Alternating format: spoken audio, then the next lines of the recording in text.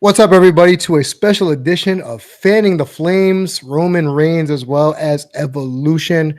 Joined by a litany of co hosts this week. You got your boy, Damian Salty G, Chase Oliver, as well as Mimi Shells when my rider dies from the beginning. This is the first show of your boy being in Texas. So, Mimi, let's What's just up? let's just start here. And Chase, please feel free to jump in.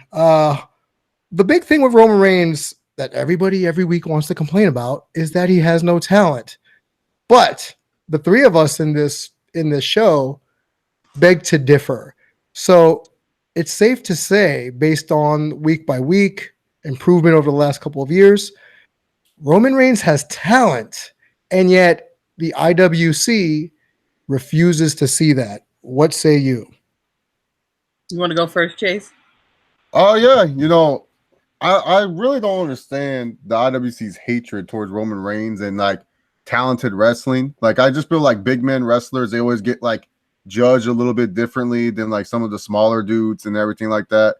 I feel like if Reigns was in a different time frame, because like when Reigns started getting pushed, that's when like everyone was all like super into like the indie style wrestling, like super kicks, and V trigger started to become a thing with Kenny Omega, because that's when Omega started to get pushed by New Japan into junior heavyweight division. Yeah, remember those days? Kenny Omega is a junior heavyweight. Now he's a heavyweight. That's crazy. But Reigns is just someone that like he understands matches. He's able to put on a solid story. He's able to carry people. See Braun Strowman. Like Braun Strowman's not really the most uh good wrestler. Like he's not good in the ring. Character wise, I guess he's okay. But Braun Strowman, he can't really like wrestle that well by himself. But Reigns is able to tell a story with him, make it believable. He's able to put on a real fight atmosphere. And I just feel like fans, they just don't like it because it's not who they want. Like if like Rollins was doing this, or Ambrose, even Ambrose sometimes got turned around by the fans. If other wrestlers were doing this would be something that fans would be okay with. But I feel like with Reigns, it's just that for whatever reason, it's because he's not their guy. They disinclude his talent of being one of the few smooth wrestlers that we currently have. Like, how many people have you seen in Reigns' caliber that puts on at least, like, I don't like using Meltzer's star rating, but just for the sake of it, 3 to 5 star matches every time on pay-per-view. Reigns doesn't put on bad matches on pay-per-view. The last time he put on a bad match on a pay-per-view, I can't even, like, I'm trying to think. I'm like trying to think of a bad match of pay-per-view that Reigns has put on. It's hard, like probably the Lesnar 32, the recent Lesnar match, the 33 one, but because that was disappointing because like you thought it was going to go like their 31 match. But other than that, Reigns has always been good. I feel like that was mental. I feel like 30 was that 32 or 33? 30. This recent one, 34. 34 was this recent one. Oh, okay. I think that was more of a mental thing because I think we all went into it. Honestly, I went into it thinking, oh my God, like he is going to fuck Brock Lesnar up. They're going to fuck up each other. It's going to be crazy. And it wasn't. You know what I mean? But going back to what you said, I personally feel like this whole thing started, it didn't start at the 2014 Royal Rumble. This whole thing started at Occupy Raw, in my opinion, because he was a favorite. You know, he was getting cheered. People loved him when he was part of the Shield. However, when they started allowing the fans to dictate and to have an opinion and to change and to think that they were changing storylines to appease them, that's when all of this started. So I personally blame WWE for this because I feel like if that whole Daniel Bryan Occupy Raw didn't happen, we wouldn't be in this situation. Fans wouldn't feel so entitled, you know, to think that, oh, this is not what I want to see. So you want us to basically appease you, aka Bray Wyatt, aka Finn Balor versus Seth Rollins, and you disrespect your people. You know what I mean? Like, my thing is, okay, Dean Ambrose, they gave you Dean Ambrose, and look what you did. You know what I mean? AJ Styles, they gave them AJ Styles. What's happening with AJ Styles right now? It's boring. It's very flat. And I love AJ Styles. Don't get me wrong, but it's very flat right now. I'm going to chime in really quick on the AJ Styles thing. Since he's been on SmackDown, you can't blame him or Shinsuke or Rusev Not for at the all. lack of attention toward the the WWE title. Right. WWE's mistake was putting the lineage of the WWE title on SmackDown in the first place. It should have stayed on Raw. Yep. Because if that's the title that has the most lineage and the most legacy, why the hell are you going to put it on your B show? Agreed. So I blame WWE for that. The writing staff on SmackDown, as we all know, and if people who don't know, who've never known this, Road Dogg is one of the main writers of SmackDown. Right. So if you got a bone to pick with SmackDown, a pun unintended, take it up with Road Dogg, because the writing there has sucked. Because think about it this way. Look, I'm one of the people, Memes and Chase, I am one of the people that when Shinsuke Nakamura came over to SmackDown, I thought bona fide superstar. Right. Look what they did to him. When Rusev got over, bona fide superstar. Yep. Look what they did to him. When Ambrose went to SmackDown to start with, like you said, Memes, they gave us Dean Ambrose the champ. What happened? People couldn't wait for the belt to be dropped off of him. Yep. I think a lot of that has to do, one, with the writing staff, and two, with SmackDown. It's the curse of SmackDown, because Kevin Owens was great on SmackDown to a point because he worked with Shane McMahon. But take it over to Raw with Roman Reigns, I honestly believe, this may be sacrilegious, if you move Roman to SmackDown, I think it'd be better. No. Okay, you're right. You're right. Business perspective, I think it will be better. You're right, but I only believe that. Okay, so right now, you think that SmackDown is the B show, although it gets higher ratings? I think as far as the mainstream audience, more tune in to Raw more so than SmackDown. Yeah. 100%. But so for me, let's say, I'm not going to say, I'm the majority, but let's say the majority thought like me. The reason why, if Roman is not on Raw, I don't watch Raw. Which is why he's on Raw, the vast majority. Yeah. So, and when Dean Ambrose was on, I only watched SmackDown religiously because of Dean Ambrose. Now that he's not, I don't make it a point. I don't even make it a point. And I love Shinsuke, but I don't even make it a point to be like, oh my God, Shinsuke is going to be on. I have to watch SmackDown. Right. So I don't know how true that is.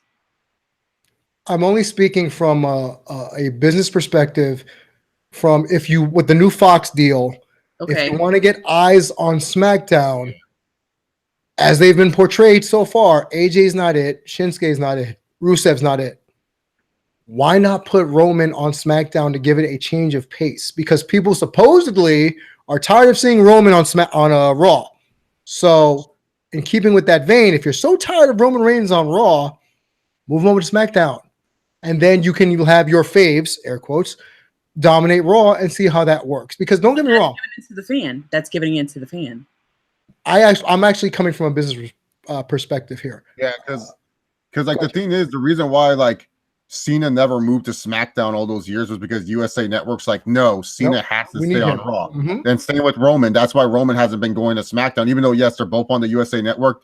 The thing is, the money that USA makes from the Raw advertisements are way more than they make from the SmackDown advertisements and stuff like that. So that's why Roman's not moving. It's all, but from a business perspective, if WWE really that's why WWE's talking about ending the brand split. It's not because, the ratings are bad. They don't care about ratings, because nowadays, even the NFL and all these other products, they skew our ratings are bad because of this, and look at how much we get on the Hulu playbacks and all that other BS.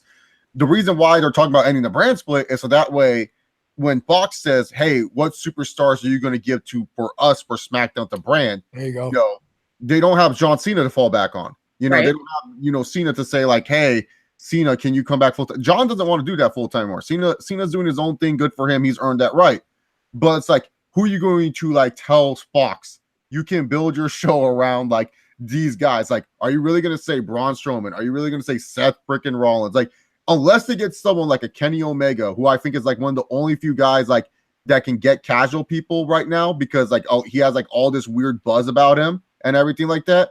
Unless you can get someone like that, who a lot of casual newer faces and older faces can kind of get behind, you can do that with SmackDown, because he's one of those guys that has that weird buzz around him right now, where he's just he's not hot, he's not uber hot you know, like in the WWE fandom. But like, I'm just saying, you get Kenny Omega at the right time with the Fox deal and everything like that. He could be one of the guys you build a brand around. You know, I'm not the biggest Omega fan in the world, but I do think the dude's talented, and I think the dude can do some decent stuff on SmackDown, especially if you're trying to sell it to Fox. But that's why they're going to probably end the brand split. It's nothing about the ratings or that the brand split is failing. Whatever you think about that is not. It's more of the fact that if Fox wants someone like a Roman Reigns, if Fox wants someone like, you know, Triple H, if Fox wants someone that's a big star on their brand, they need someone like Roman Reigns, because WWE is not going to let SmackDown die on FS1. Like I truly believe they would not let that show on FS1.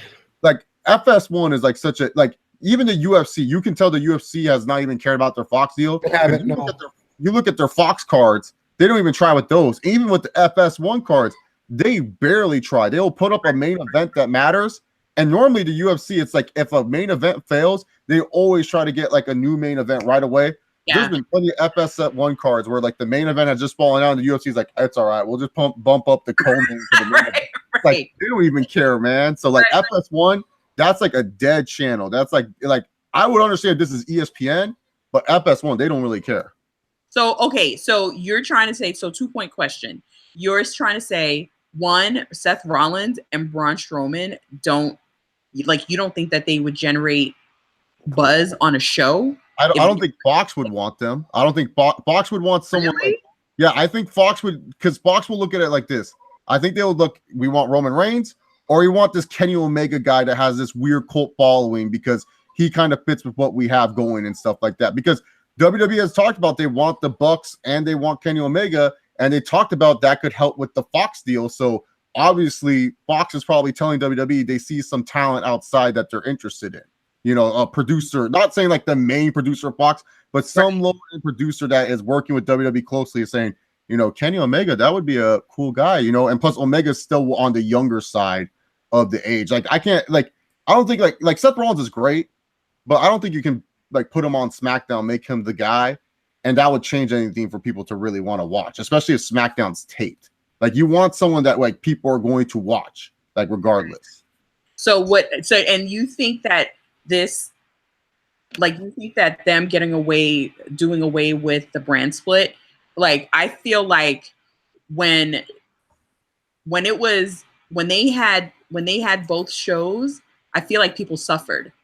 I feel like people suffered because it was just way too many people like on the roster. And furthermore, I almost feel like these call-ups should stop, because the more people that get called up, the more people get lost in the shuffle, aka, you know, Ty Dillinger and the cruiserweights and just a plethora of people that, you know, really shouldn't, like, even Bobby Roode is stale right now, and that worries me. That worries me that they're going to do away with that, because at least they kind of get, you know, some show on SmackDown. But I also feel like, and this is a testament to how Owens kind of felt, I feel like SmackDown is kind of like a demotion.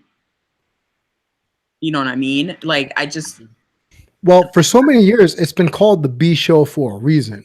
Right. You know, it's and in the last maybe 2 years, it's more of a, if you start off on SmackDown, you bust your hump on SmackDown, and during either during the brand split or the superstar shakeup, you wind up on Raw because you put in the work on SmackDown. Right. Like right now, if you sent the Usos over to Raw, it would rejuvenate them. You know, the New Day was sent from Raw to SmackDown. Right now, you think they're stale? They're really stale right now. They ain't doing anything. They're not doing anything. No, but the thing is, even though that they're not doing anything, I feel like as soon as they pop up on the screen, like, everybody pops for them. But I feel that they're too good for SmackDown, if that makes sense. Yes, I do believe that. I feel the New Day is too good for SmackDown too. Well, but here's the thing. Raw, they got sent to SmackDown to boost SmackDown ratings. Yeah. That was the only reason the New Day got sent over there. It wasn't demotion because they weren't good. Right. It's because we need eyes on the product. Let's put the New Day there. So it goes back to what we were saying about Roman Reigns. Like, if once the Fox deal finishes and FS1 is a graveyard, you know, Chase is right. It's a graveyard, because the only reason I would watch it was for Skip Bayless and Shannon Sharp, and that's it. The UFC covered, dude. That's it. So if you're starting a show on FS1 with pro wrestling, WWE, who are you going to have to bring in the viewers? Kenny Omega, I agree, can be that person. Right. I saw him for the first time live when I was in Daytona at that gaming convention where him and Coda, wrestled Naito and Time Bomb. Mm-hmm. And I saw Kenny. I'm thinking an American market would love this guy. Bleach blonde hair, muscular, charismatic, able to relate to the quote unquote wrestling fan that lives in his mom's basement, right, or anybody else for that matter. And here's the funny part: he's Canadian, folks. So it's not like he's like America, but that's funny in and of itself. You bring someone like Roman Reigns, movie star looks. Let's be real, movie star looks, can go in the ring, is a captivating presence, and can be out in the community where Fox loves that kind of stuff. They love to videotape people out in the community doing positive things to get more viewership. Right. Why not move Roman to SmackDown? He's not going anywhere in terms of popularity within the company. Unless he's one of those people that 10 years ago had bad tweets, he's not going anywhere. And I'm surprised nobody's digging for this. They dig up Ty Dillinger, they dig up Cedric Alexander. Why? I'm surprised. Because, dude, if Ty Dillinger, Cedric Alexander, these fools, if they were Roman Reigns, off with his head. Ty Dillinger, Cedric Alexander, they'll get him away scot-free. All was like, hey guys, I'm sorry, that was not a funny joke. Like, real talk. After that shit, I went through my tweets. I deleted all inappropriate tweets. Me too. I was like, no, I ain't getting caught with this BS. I work in the public eye. Nope. The most inappropriate tweet I had was from 2012, and I said I wouldn't mind sneaking in Kelly's bed. So that was the most inappropriate tweet. That's not even I felt that it could have been in this Me Too era. You never know, memes. The rape tweet, so I deleted it. Oh my god.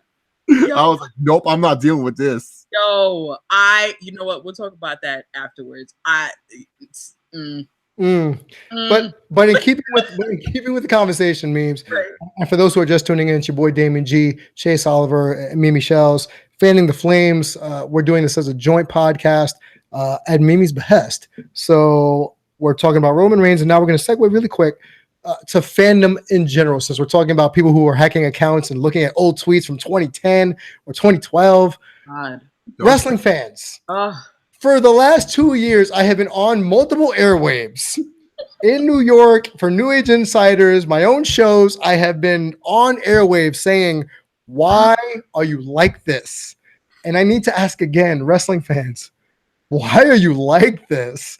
Why are you this self-entitled? Why are you this vehement on being the stars of the show? You don't go to the Broadway musical Aladdin and try to make yourself the genie. You know what I mean? You don't go watch The Lion King and jump on stage when Scar kills Mufasa. Spoilers, Scar kills Mufasa. Right. If you haven't seen the movie or the play. I was just recently there, watching The Lion King, and I saw every time I see Scar kill Mufasa, I kind of get like up in my feelings. But wrestling fans, it ain't about you. Like, come on. Okay, Finn Balor's not getting pushed. I get that. He's really talented. He was talented in New Japan. He was talented in NXT. He's still talented now. But who is he really? He's just an Irish guy with abs. He's the Fonz from Ireland. That's all Finn Balor is for me. And I love his work. Seth Rollins, what is he? Captain CrossFit. Okay, cool. Like, that's who he is. But why is it that if one of your faves, quote unquote, doesn't get pushed to the moon, we throw a hissy fit? Mimi, you brought up Ty Dillinger before. Look, I'm a Ty guy. I've always been a Ty guy. When he debuted at the Rumble, I screamed like a little freaking girl, when he debuted. But he is not main event talent. I knew that going in. But he gets to travel the world. And this is the same for people like Zack Ryder, Cesaro, people who aren't at the top echelon where they should be, or where people think they should be. They get to travel the world. They get to do what they love. They get paid all 6 figures. Everybody gets paid 6 figures to do something they love. So if they're okay with being jobber to the stars, I think the rest of us should just be like, you know what? Let's be happy for our faves, and that's that. Right. Yeah, man. It's like people don't like wrestling fans. Like, they just don't want people to succeed. Like, I honestly feel like they just hate seeing success or Right. something like that. Because like the thing is, everyone's like, I get it. There's backstage politics in wrestling. Yes. Any job you work at, there's backstage politics, or there's politics in general. Kiss assery. It doesn't matter where you work. It is what it is. But the thing is, people are mad that like for so many years we talk about we need someone new in the main event. We need fresh faces. We want some more people to succeed. WWE keeps holding people down. WWE's trying to get Roman Reigns to succeed, and y'all are mad about that because it's not a wrestler you like. And it's just like he's trying to succeed. And if anything, now he's being held down. He's being held back. I mean, everyone compares him to Cena. Dude, John Cena would not lose to the Revival on freaking Raw. I'm sorry, dude. John Cena would have been like, nah, Jack, I got you. And then like destroyed them. It would have just been the easiest match for John Cena ever. Like Reigns has not held the world title for 2 years. Just think about that. 2 years, this man has not held the world title. Guys who have held the world title other than Roman Reigns, Jinder freaking Mahal, Randy Orton, Bray Wyatt, AJ Styles, John Cena, Brock Lesnar, Goldberg, Kevin Owens, Finn Balor. Like, I'm just saying, like, when you look at that list of names, like Jinder Mahal, the only reason why you're not complaining about his push or anything like that was because y'all love these. They love these. This is what the IWC does.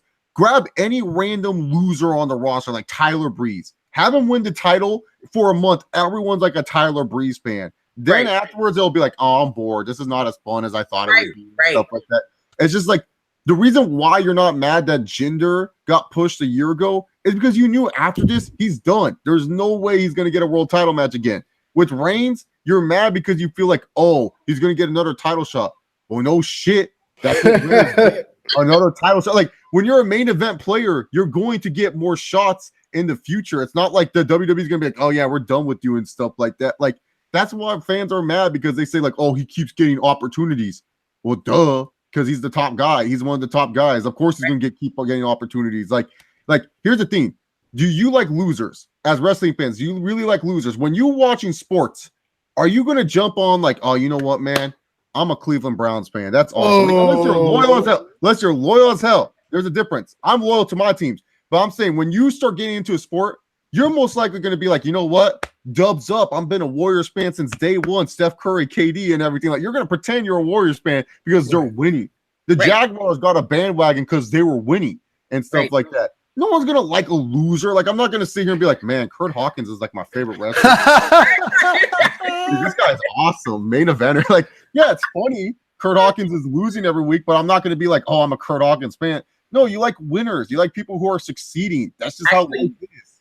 Oh, yeah, he is. Succeed. We don't like people to fail. We always want people to succeed. But for whatever, wrestling fans are different. They always want people to fail. Like, they're always like, oh, so tired of this person. Like I wish some wrestling fans like New Japan fans sometimes, because New Japan fans, they can be insane. But some of them understand, like Okada, he had that epic run of being the longest reigning IWGP champion. Not once have I heard people, oh, he shoved down our throats. Oh, he's like crying and bitching about Okada. No, they were happy for Okada to succeed, but they just wanted Omega to win the belt. They were just like, you know what? It's time for a change because Kenny has worked his ass off for this. It was nothing like, oh, Okada's a piece of shit. He sucks or anything. It's just more of like, he's done his part. It's time to move on to Omega, which was fine. You know, I understood that. I'm just Okada Mark, so I thought Okada should be champion forever. Now he's like playing with the balloon and he's broken Okada. He is literally broken Okada. He's wrestling Marty Scurll at fucking All In. Like, what the hell, dude? Like, come on, man. There's two sides to my beef right now. Like, I just feel like, when is this guy going to catch a fucking break? Like, you guys it's just nonstop. And it's like all of these podcasts and these, I don't read dirt sheets, but when those captions, like when people retweet and stuff, I'm like, really? Like, again, this week again, today again? Like, you just can't get enough of just constantly having this delusional opinion of something that clearly is working. Like, the one thing that I will give to WWE is that they have the marketing formula, like, to the T. They might not have the broadcasting formula on top, but the marketing aspect of it, like, it's incredible that when I was 10 years old and I got introduced to wrestling, You know, in the 5th grade, I was 10 in the 5th grade, I think, yeah. And from now, there's still like a lot. I remember one time, I think I was in high school. I was like, WWF, like they're still around. And then again, when my son was born, you know, I accidentally fell on the, you know, the Attitude Era, and I was like, this is still on? Like, again, you know what I mean? And then my son is born, and now my son is 8, and he's wanting to watch this, and I'm paying $60 a pay-per-view, and then I'm getting introduced to this old mom, you know, this $9.99, and I'm just like, gosh, these people won't go away. They got it. Stop saying that they don't know what they're doing, because they clearly do. You know what I mean? You might not like the way he, you know, you might not like the way we don't like the way he's booked. I sometimes don't like the way he's booked. But at the end of the day, like, I'm just going to see it for what it is. You know what I mean? I'm going to see it because I'm going to see it as a 10-year-old. Okay, this is real. Like the other day, yesterday I was watching, my niece has been staying with me. She's a teacher, so she's been staying with me for the past 4 weeks. Then I told her, listen, you come in this house, you're going to stay with me for 4 weeks. Mondays is Monday Night Raw. I don't want to hear it. You're going to watch wrestling with me, or you're just going to go into another room. You know what I mean? So she's watching it, and she's like, oh my God, are they allowed to do this? And da-da-da. That's how I watch it. I watch it as if it's real. It's still real to me, quote unquote. You know what I mean? So that's what gets me through the bullshit. You know what I mean? Yeah. I don't cringe anymore when the guy gets on the mic. I don't, because at the end of the day, he's gotten better. And you he's way better. You can't even come to the point to say, wow, he's gotten better. Wow, Seth Rollins is stuttering, skipping over words. That's like but that's normal for Rollins. He's always been doing it, even since his ROH days. Tyler Black, like Seth Rollins is a perfect example. I hated Tyler Black in Ring of Honor. I just said spot monkey. This guy is not a main eventer. Then when he came to WWE NXT, I was so pissed that they were pushing this idiot. I was like, oh my God, why are they pushing this guy? They have way more talented. Like not gonna lie, I was like, Bo Dallas is better than Seth Rollins. Like, I love Bo Dallas. Like, he was great, dude. Bo could do anything to retain that NXT title. But yeah, then afterwards, when Rollins started to like do the Shield stuff, I was like, man, dude, he's probably understanding how to wrestle instead of being a stupid spot monkey. Good. Like, I gave Rollins, and now Rollins is one of my favorites. Like, I love Rollins. I say burn it down when he comes out. I'm like, burn it down. Like, I'm working out. I'm having a good time. But like, yeah, it's like the thing about like, and I say it all the time too, I don't like Braun Strowman. I think he sucks. But like, I still try to provide ways where it's like, when I do my reviews or same thing, I go like, this is what you could do with Strowman instead of doing this, so that way he doesn't suck more or something like that. Because like, it's just so dumb that like this guy has a briefcase and he couldn't even cash in on Lesnar this Monday. That makes no sense. This guy said that he has a guaranteed shot. Have him cash in and stuff like that. It's a guaranteed shot because of how he looks. You know what I mean? Like, but going back to the whole Roman thing, like, I don't like the way he's booked sometimes. Like that shit about, I'm gonna be the US, blah, blah, blah, blah, I'm gonna beat you, I'm gonna fuck you up, and then he, next thing you know, he gets his ass handed to him. So I'm sitting here like, really, this is what we're gonna do with him? Like, but at the end of the day, I believe in the character. I'm sorry. I believe in Roman's character. The day on that, what was it, 2014 SummerSlam when he went against Randy Orton? That was the first match that was his first big push match. Yeah, and that was the first match I ever seen him, and that's when I got back into wrestling. That was that $60 pay-per-view that my kid had me spend. You know what I mean? Before I knew about $9.99. So because like, I fell in love with that match. I fell in love with Randy Orton, and I fell in love with the both of them because that was such a staple match for me, and I remember it all. From 2014 to 2018, this man is a different man, and I don't understand what these guys don't see. What sucked about that too, because like after that match, Reigns was supposed to fight Rollins at the next pay-per-view, and then he suffered a hernia, and so he was out till December. But in the meantime, CM Punk had to release that podcast with Colt Cabana, and that led to the infamous, you got to make Roman look really, really strong. And so that led fans to really believe like the whole, like, oh, they love Roman. Like, of course a company's going to say, make a guy look really, really strong. Like, and it really sucked for Roman too, because he was out injured. So it wasn't like Reigns could like justify why they're pushing him. It was like, he was just kind of stuck in the no-no land. And then they had him come back at the worst time. I think it was like a tables match with Cena and Rollins. And then like he came out to help John Cena, which is like really, you want this guy to get over, and you're having, them help the demon. Yeah, exactly. Mm-hmm. It's like, oh. But that was a good comeback too, and he got a pop for that too. Okay, wait, memes. Let's be as frank as possible here. Yeah. The question I'm going to ask both of you, considering what we all know about the IWC, is there any way from here to eternity where WWE can make Roman not even the guy, but just make him someone that the IWC will finally be like, all right, we accept him? Because think about it. Cena, the John Cena sucks chance didn't stop being him sucking until maybe what 2 or 3 years ago, where they realized, oh shit, Cena can actually wrestle. So they only scream out you can't wrestle to Cena now because it's cliche. When and if can the IWC accept Roman? And if they want to boo him, they boo him just because it's ironic, as opposed to booing him because he quote unquote sucks, which he doesn't suck. Is that ever possible? And if so, when? I don't think they care.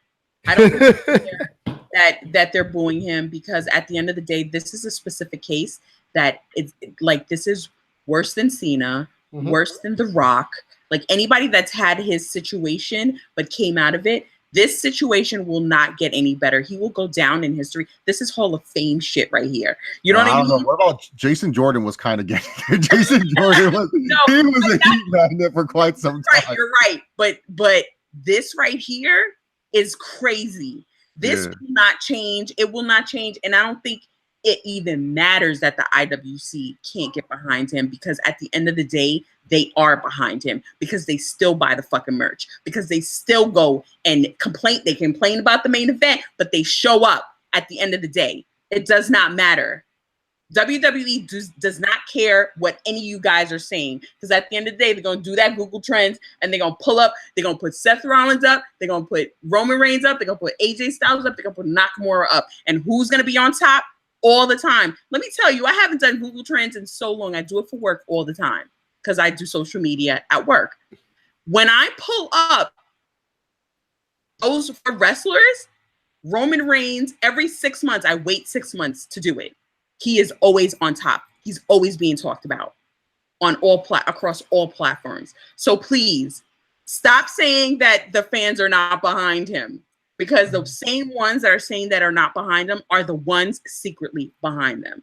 Well, the difference is nowadays wrestling, like used to be back in the day, you can bring any random person to a live event and people would go and cheer for it. Nowadays, it's just hardcore fans paying for wrestling events and stuff like that. And they just are miserable when they go. They don't even try to have a good time anymore. They make up all these excuses why they can't cheer for Seth Rollins in the main event versus Dolph Ziggler in an Iron Man match. Or they make up all these excuses why Raw is boring. It's like, why are you going if you know the shows are going to suck? Like, that's just like that's a waste of money if you ask me. I don't buy a video game if I know it's going to suck. I think it's possible. I think it's like, for real. No, I think it's possible though that Reigns can get cheered by the fans. We saw it in Philadelphia out of all places. Like, all you just gotta do is make the guy a badass. It's not that hard. Turn him heel if you need to, or turn him babyface. At the end of Raw. yeah, he got cheered as hell. It was over as hell. Like he can get cheered again. Turn him babyface or heel, whatever the fuck you guys want to call it. Just do whatever. Right. It's like he will get to that point eventually. It's just like because fans will realize that WWE is not going to waste him. Like, because if he gets wasted, it'll just be like Ryback, where it'll be like, why is WWE wasting this guy? So, you know, I said the other day, I was like, what's up with him? Then I saw that, does he have like some product out or something? Yeah, the big guy, dude. The big guy has a coach. Like, what is this? Did you see his weight loss video? Did you see the weight loss video where he like pushes a fat chick into the pool and then she comes out? That's the one. What is it called? Oh my god! I don't know what it's called. I think it's like finishing. It's like he uses his finishing names and everything like that. If that isn't the perfect description for a wrestler to do a weight loss commercial that fits him perfectly, that fits Ryback completely to a T. Like pushing a heavy set woman into a pool and have her come out looking like a supermodel. That screams Ryback, no matter what. So, oh god! All right. Hopped off Twitter. I think he hopped off Twitter. He keeps doing that. He's a weird guy, Ryback. He's special. I'll give him that. He's definitely a special case. I always loved this podcast back in the day where he was like, I would tell you the story of that one time when I did this, and he would tell like these crazy stories that you were like, this is not true. And he would go off on like these 5-minute tangents that made no sense, and yet at the end of it, he tried to tie it all together to the story he was telling. But again, that's Ryan Reeves for you. The one story that I know was bullshit when he was all like, the WWE, they offered me $2 million to stay with the company and I turned it down. Bullshit. Oh crap! I would have stayed for $2 million. Get out of here. You do what Dolph Ziggler did and you take it. Like there's a reason why your name's not around the independents right back is because no one's paying you for what you want. And I wouldn't blame them right now. But he had that. Oh, that was it. Fuel. Hold on. Feedmemore.com. Oh, Jesus Christ. He uses his gimmick. Like I think one of his scenes is called Shell Shock or something like that. Unless Feed Me More is a buffet, I don't see the purpose of using Feed Me More. It's called Shell Shock. Yeah. It's like a pill, like it's like a burning. Is a fat burner? Yeah.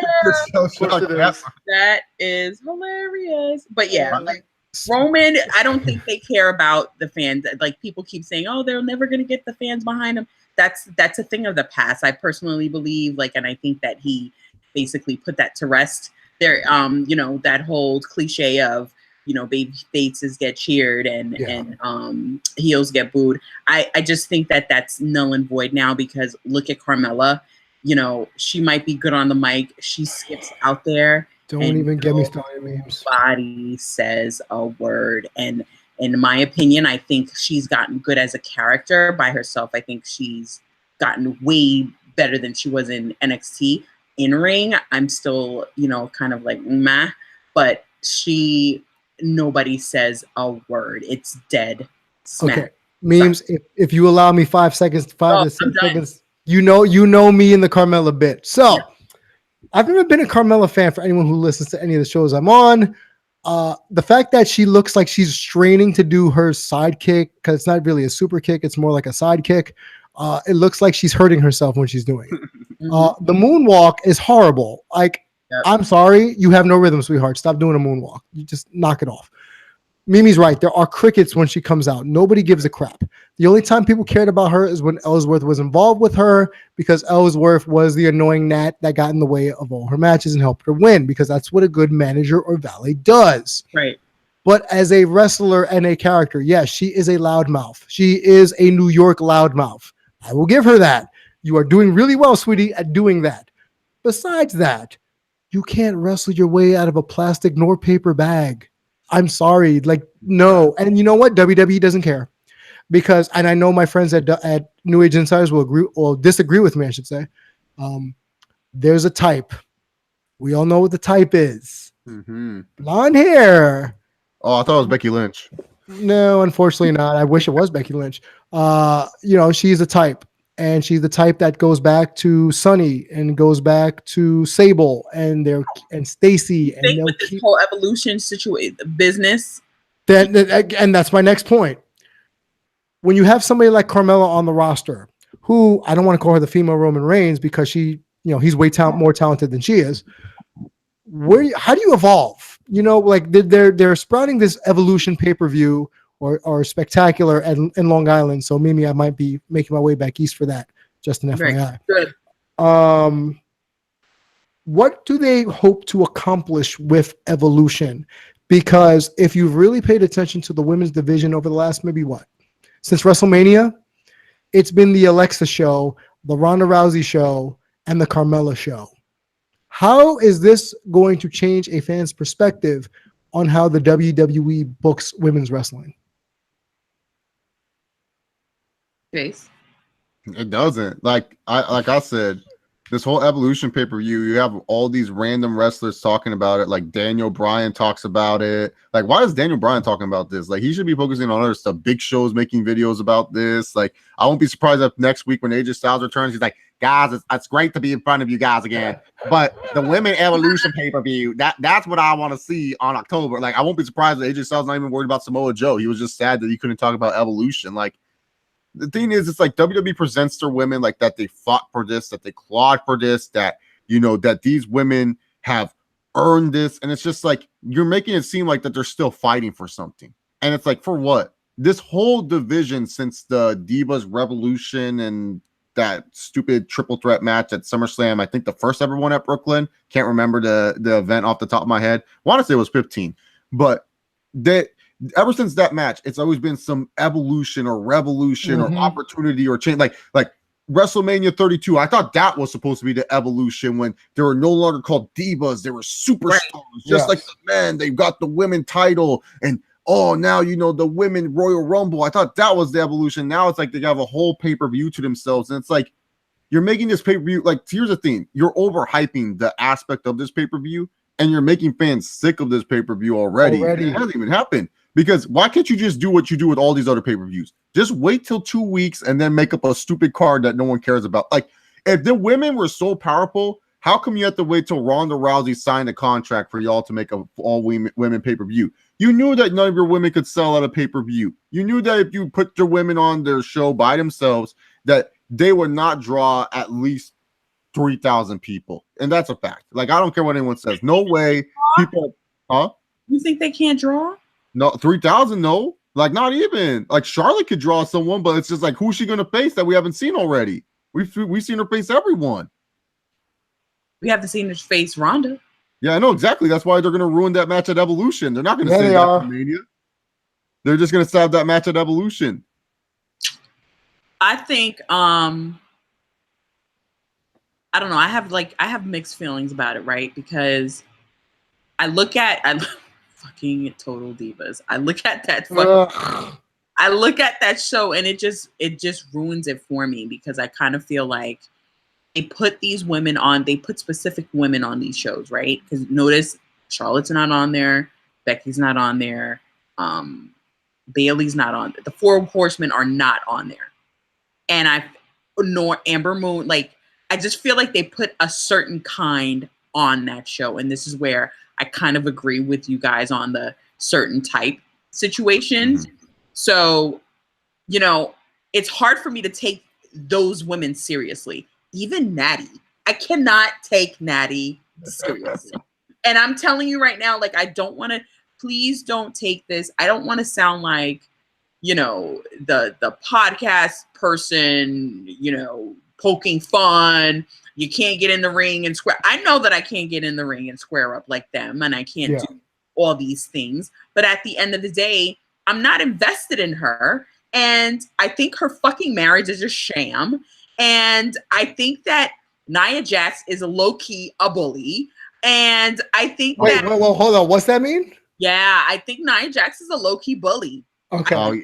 That's no surprise. Because I think Nia Jax is just like, now I like Nia Jax because she's not afraid to actually say what's on her fucking mind. Like, she just said, she's not. Like, that's why I respect her. It's like all these other people are so afraid. Like that's the thing. WWE says don't walk on eggshells, and then Nia Jax says what she wants. And you know what? I get it. Yeah, she has a little bit more protection because of cousin Dwayne, but still, she does have a lot of protection. And I noticed that because, I should have never fucking watched that show, because I said it. If I watch that show, I'm not going to like her anymore. Nope. I said it. And I watched the fucking show, and I don't like her as a person. You know who's the most likable Total Diva ever? Is Eva Marie. Like, everyone hates on Eva. Figure. Did you just She's the most likable. She is. She's the most. Chase, crazy? Are you insane? I hated her. Out of all of them, she's the most likable. She always gets bullied by them. She does nothing. Like, she literally just walks into a room and gets bullied. She didn't care. She didn't care. But that's the thing, Beam. But the thing, like, she didn't care. I love Lana. I love Lana. I love Trinity. Okay. I love Alexa Bliss. Yeah, Alexa Bliss is super nice. She's super nice. She's always caught in the middle, poor thing.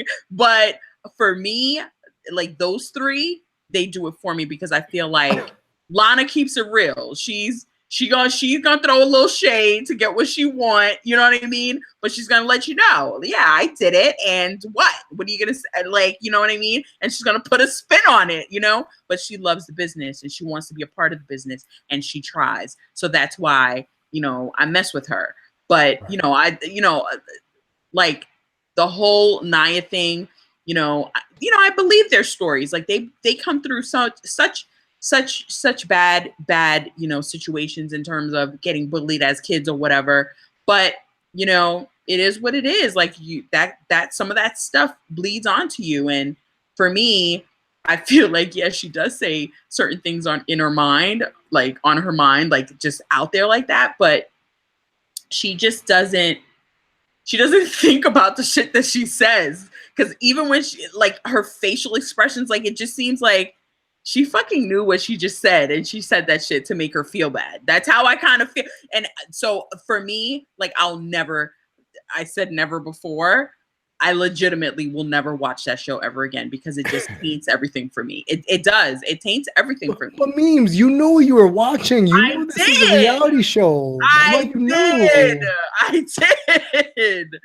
I'm a glutton for punishment. Look, I'm not gonna lie. I sat and I watched the first half of the first episode of Ms. Maurice on Monday. I won't do it. That was okay. You know what? That was better than any Total Divas or Bellas episode. I agree because it's short. It's only 30 minutes and they get quick. Point. Mm-hmm. Miz coming out trying to talk about, I got to do a nude photo shoot, and he was all like, "Wait, what?" Like those are things men think about when things like that happen. So he was actually channeling things I probably have thought about in the past. But I'm not going to sit here and watch Total Divas for like 24 episodes because I don't have the attention span for that kind of stuff. Maybe you know me. I am not that kind of guy. But I do agree with you in that when these shows happen, this is a medium used to channel Jerry Springer, to channel like all of these talk shows back in the day, like these reality TV talk shows, to get people over. And Chase is right. Like Eva Marie is probably the one person who seemed the most real because she seems that's exactly who she was inside, outside, all around. Whereas a lot of the other women or the other ladies on the show may be a little bit more scripted. Like we talked off air, Total Bellas. This is just the Nikki project. That's all Total Bellas is. It's a means to get Nikki to be superstar. That's it.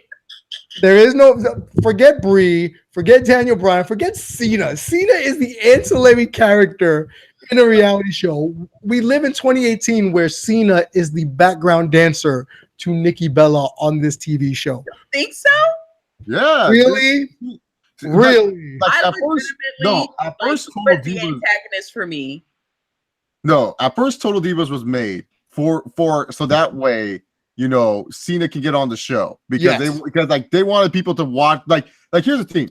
I would have not watched episode 1 if I didn't know John Cena was on there. When I first saw Cena, I'm like, I get to see Cena somewhat in his personal life. Let's go. I'm down with this. This guy keeps his shit private. I'm down with this. And you see like all the highlighted episodes of Total Divas is like when Nikki Bella made food in John Cena's kitchen, and John Cena came home freaking out that Nikki Bella got food on the marble tiles. Oh my God. So great. Like and that's the part that I can't stand. No, but here's the thing. Bella, for many seasons, this has been my dream. I just want to get married to the man of my dreams. We just want to get married. And then she finally gets what she wants, and then she's like, cold feet. Like that's how I knew that Nikki Bella called it off. Because John Cena's a creature of habit. This guy ain't gonna fall off. I'm not settling for me. What the perception that I had of her is that she wanted the fame and the glory to the point where she was going to give up everything that she ever wanted just to make this man happy and just to have the fame and the glory. And I knew that wasn't going to last. And Brie, her own sister, knew that. That fucking episode when she was like, "Oh, I knew he was going to marry you." Stop it, Brie. Stop lying. You knew that man. You knew that they were not going to walk down that aisle. Even like that WrestleMania, that whole moment, that whole production, he embarrassed her. Like, don't do that. Don't make her choose. Like, that's not fair. Wait, you making it seem like that WrestleMania moment wasn't pre-planned by both of them already. That's what I'm saying. Stop it. No. John Cena gave Nikki Bella. John Cena was probably given 2 options. John Cena was given 2 options. All right, John, do you want to face Undertaker or what do you want to do? And John Cena told Vince, hey, look, I want to do something nice for Nicole. And then because him and Vince are boys. And he got him a WrestleMania moment. He gave up a match with Undertaker for a WrestleMania moment with Nikki Bella. All right. So it's just like, really, to be honest, Nikki Bella was playing the strings. She played John Cena, and she got the most. Come on, meme. She was in on it. You need to. Of course, she was in on it. Of course, I believe that she was in on it. But at the end of the day, like, whatever. You are just. This is the thing. You are too much on the women's side of things. I know. Here's the thing. I'm like John Cena in some certain ways. I'm a creature of habit type of person and stuff like that. I know when this relationship is going sour that I want to end it. The girl has to end it for me because I'm too afraid to end it because like John Cena said at the dinner, he's like, I don't want to lose you because he's so used to having it. Like that's the thing. He's so used to having that person around. He's someone that's just like, he can't get over things. That's why Cena had to like, you know, you're a weirdo when you have to set a time at 6 p.m. to go out to hang out with friends, to be around people, because that's the only thing that makes you happy. And you grow up. Oh my God, it's creepy. It's creepy that for me, it's also creepy that he entertains kids and he does all these Make-A-Wish things and he doesn't want one kid of his own. Like that just doesn't. Wait a minute, memes. I can jump in on this. Jump. I have worked with kids for 14 years in New York City, and not once in the 14 years I worked with all these children have I thought, man, I work with kids all day. The first thing I want to do is leave my job and go home to my own. I get it. I get it. Like you give all are the type of guy, Damian. I don't believe that. I just believe memes. You know me well enough. You've known me for 3-4 years. You know me well enough. Yeah. When working with the hard asses of New York City, the last thing I wanted to do was come home to my own hard ass. So think about Cena saying, well, because remember, Cena was married before to his high school sweetheart. And then when he was yamming around with Mickey James, that's when she filed for divorce.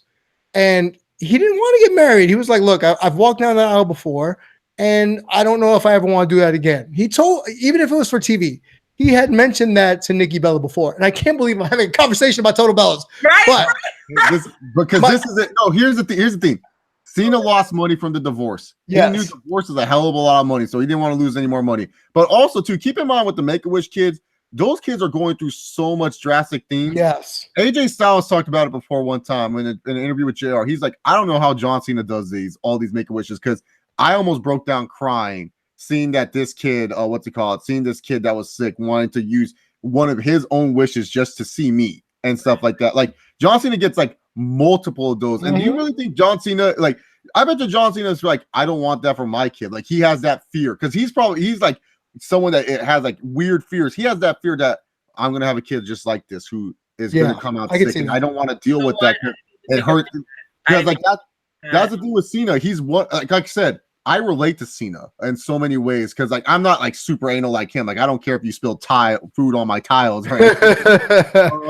But when it comes to certain thinking, I understand. And like with Cena, it's just like with him, he's like, I feel like he's afraid because the reason why he's afraid of marriage is because he fucked around, he got caught, he thought he was invincible, and then he realized, hey, I lost a lot of money. Cena's a guy that's probably cheap with his money, which I won't be surprised.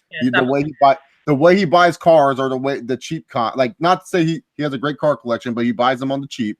And also too, when you see all these Make-A-Wish kids, like what that has to say in your mind, man, what if my kid ends up like this? Like not saying you still won't love them, but that just would be so hard for you. You see how these families suffer and stuff like that, and how many times Cena, like how many of these kids that Cena met, how many of them actually succeed and beat the disease that they are battling? Like it has to be a low amount of numbers. Like it can't be high. Like they barely show people that like have done high and stuff like that. I've seen like Cena Make-A-Wish videos and like I'll read in the comment section, I'm like, man, I hope that kid's still alive. And then I'll read, well, he died 2 years ago. I'm like, oh shit. Like that sucks. Oh no. Yeah, so it's like you gotta think Cena has to do all this stuff.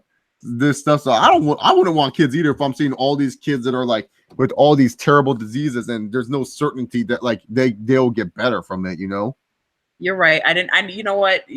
That's a fair point because I legitimately did not think about that. I didn't think about that because, you know, he's just such a workhorse when it comes to that stuff and doing this and doing that. And I just, you know, me being a mom and, I always knew that I wanted to be a kid. I always wanted to be a kid. I always wanted a kid. Right. And it didn't matter to me that I knew that I was going to be a single mom.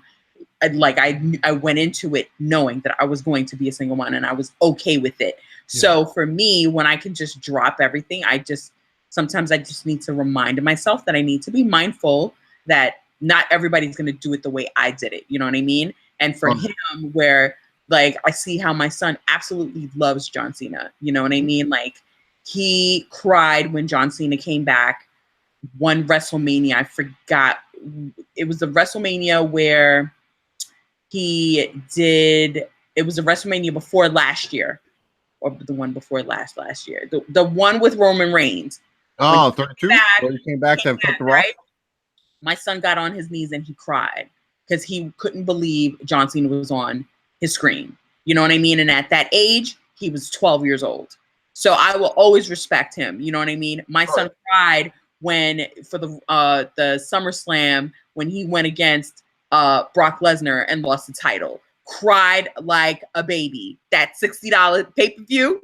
Yeah, he cried. You know what I mean? So at the end of the day, the man has such an influence on the kids. And then I saw I took him to a Raw one time at the Prudential Center, and he's just a class act. Sometimes I look at him like, you're a fucking nut. And then he comes on the screen and he just, you fucking watch him on Sisters. Like, he was the shit in Sisters. You know what I mean? Like, I see him in movies and I'm like, oh my God, this guy is so good. He is so good. You gotta watch Blockers. Blockers was like probably my favorite. Blockers on the plane going to Atlanta like 2 weeks. That was my favorite Cena role. I was laughing my ass off. Hilarious. Yeah, is absolutely hilarious. I love it when he gets hood. Like, that's my favorite out of all. Like, that's when he gets ghetto. Oh my God, I love it. I absolutely love it. Hood Cena is the best Cena. I've always said that. He was also good in Daddy's Home 2. He was good in Daddy's Home 2 when he was excellent in Daddy's Home. Excellent in Daddy's Home. Like, so, I just got to keep reminding myself that, there is that aspect of fear, like a lot of people that have all these quirks and, rules and regulations and contracts and this and that. That's a strong level of insecurity that they have. You know what I mean? And, we see them as big and bad, but they're insecure. And then it goes back to the whole Twitter thing. Like, you guys hop on here and say these mean things, about people's kids, about, when Roman's brother died, they wanted him to die. And, you say these things and you just don't understand the magnitude of the things that you say. And in light of all of these suicides that are happening that we don't even know, like, these people smile on our faces and inside they're dying and they're reading these things. Like, just the other day, that rock and roller thing, the freaking thing on Moro, this guy, after all of that, and everybody knew that this documentary was out, and this man put his heart on his sleeve and let us know, like, who he really is as a person. This fucking nut tweets this bullshit about how he's mediocre on the SmackDown table. Like, why would you do that knowing that this man suffers? When he looks at these tweets, he said it, he looks at it and he judges himself, and you fucking tweet that shit? Like, why would you do that? Mm-hmm. Like, why? You know what I mean? You sit there and you don't even, like, forget about the fact that, they have mental illness. How do you know this man might not lose his job because of what you say?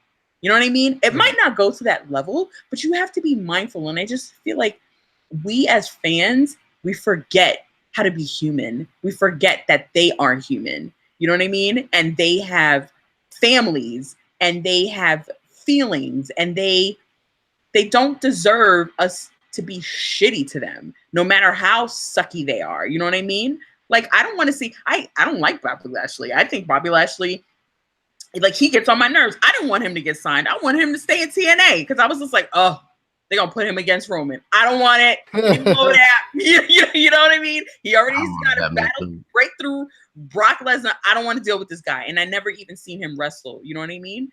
So when I saw him wrestle, like really wrestle and go through that whole thing with Sami Zayn and shit, I was like, oh my God, this guy is not good. But at the end of the day, he might not be good now, but I want him to get better. You know what I mean? Like, I want him to be that top guy. I don't want to see him not succeed. I don't want to see Carmella not succeed. I can say, because, you know, Carmella is monopoly money, as Issa says, but I don't want to see her like not have a job.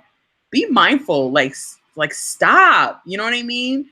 Like, go watch Mr. Rogers' Neighborhood. Like, stop it. You know what I mean? Like, stop. You know, like I just don't understand why these people are the way they are. And even if it is a gimmick, it's a sucky fucking gimmick. Knock it off. Chase, any response? I don't know why people have gimmicks like in the real world. Like, the fuck are you talking? Like, so stupid. Right. That's not Twitter gimmick. What do you mean that's a gimmick? Right. Like, right. Hey, the funny thing is, Mimi knows exactly. There are people out there who I've had experience with who lives by that moniker. Where it's like on Twitter they're one way, Right. and in real life they're a completely other way. It's like, Right. and they say they're living the gimmick. like how I am on Twitter is how I am in real life, man. Like, I say the same shit. Like my friend will be like, hey, if Braun Strowman asked for an auto, if you were there in Braun Strowman and you got a chance to get an auto from Braun Strowman, would you get it? I'm like, no. I would say he sucks and walk away. That's it. Right. And then, like, if he wants to do something about it, cool. He can beat me up and I can sue him for a bunch of money, and then I can Right. And everybody wins. I say he sucks. Like, he ain't gonna do like my one friend. We went to the what was the No Mercy last year in LA, and he's like, Chase, you going to do the Finn Balor little, like, you know, his stupid entrance where he does that wave thing. I'm like, no, I'm not a fan of this. I'm not going to sit there and do it. I literally sat down as a wave of people were doing it. And then there's one guy who I don't even know turned around. He goes like, why didn't you do the Finn Balor thing? And I said, because I'm not a fan of his and I'm not going to do something that I don't support. And he's like, at least you're real about it. Like, you're not like trying to sit here and like I'm not gonna be screaming the whole match, Finn, you suck. Oh, no, I'm just gonna watch the match, boo when Finn does something that pisses me off, and that's it. Like, I'm not gonna waste my time and my energy, because at the end of the day, Finn don't care. So it's like, that's the thing. Like, that's why Finn getting paid, and that's my whole thing. Where I went earlier talking about how when the faves don't get pushed, they don't care. They're getting their six figures. Yeah. They're getting their merch checks. They are traveling the world to entertain people all over the world.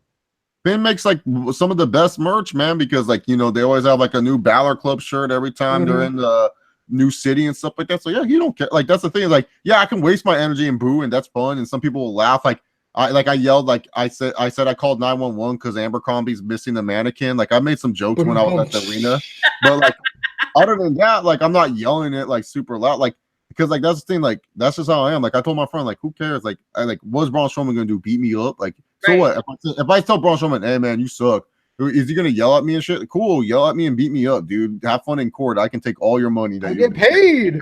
Yeah, I'll get paid to get beat up. Hey, if CM Punk can get paid $500,000 to get beat up in America, anything's possible. Right. I what think about you, D? Well, for me personally, just everyone kept, and this is actually true life. People kept asking me, and Mimi, you know, because of the t-shirt I'm wearing, like, I was doing the whole Salty Damian G moniker thing. Yep. And people kept asking me, you're not you when you're being Damian Salty G. And I'm like, did y'all ever think that I was always that guy? It's just, I didn't act this way with you all. Right. Like, for me, who I am on Twitter, on social media, I wear my heart on my sleeve. You know what I mean? If I say something, it's because I'm feeling it. Right. Especially over the last 3 or 4 months, means what you know. Like, I'm not holding back. So this is exactly who you guys are going to get behind the microphone or in person. Now, I have run across a few fans that have been a little overzealous, and I don't know why I have fans, because I'm just a fucking broadcaster. I'm nobody. I don't do anything of importance. That they crossed over the personal life, and they made me and people around me really uncomfortable. So that's why now I'm even more cognizant of what I post. You know, Herman Edwards, who used to coach the Jets and the Chiefs, and now he coaches Arizona State, would always say, think before you hit send. That is the moniker and the mantra I run with now. Every time I post something, Is this going to come back to bite me in the ass? It goes back to what we're talking 100%. about, about deleting old tweets, like, is this going to bite me in the ass?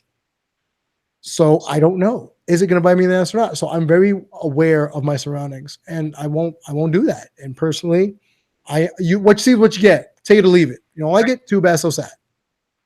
And I think that's, for me personally, that's just how I view things. Yeah. I just with like going back to the Cedric Alexander and the Ty Dillinger thing. Like, how do you just sit there and be like, let me just go back to 2004? Like, what? Like, did you really just sit there and just say? Yeah, and out of all the people, why them? Like, what were you doing? Were you just of all the people, those two, yeah? Right. Like, man, I wonder what Cedric Alexander was like. Here's the thing: it's just like, what are you doing with your lives? Where you're just like, this is what you like. No, for real. Like unless you were someone like that, you saw the James Gunn stuff happening, and you're like, I remember Cedric Alexander tweeted something weird like that, and then you looked it up. That's a different story. But like, it's just so random that someone's just like, you know what? I want to fuck up Cedric Alexander's day. It's like, right, leave the guy alone. The guy's doing nothing. All he's trying to do is try to get himself over on 205 Live. Ty Dillinger is trying to get paid, and Bane Peyton Royce on the main roster. Thank you. Leave them alone, man. Like, they're people. Like, y'all have to go find them these tweets where it's like, oh man, dude, like they said this, like here's the thing, man. Like, and this is what happened to Apollo Crews. Did you guys ever hear about that? Yes, I did see those. Yes. Apollo Crews was going to be on Cruise Control, mid-card champion, and then WWE saw all these tweets where Apollo Crews was being Apollo Crews, being U-Haul Nation, being himself as a person. Because, like, you can tell, man, the reason why Apollo's with Titus is because they told Titus, get this kid to become like you. Right. Because this guy ain't gonna fly in backstage or anything like that. So it's just like they put him with Titus, and you can tell, man, like the ride along, when Apollo was talking about ride along, he was so white. Like, he was whiter than the whitest kid I know. He was like, yes, he was.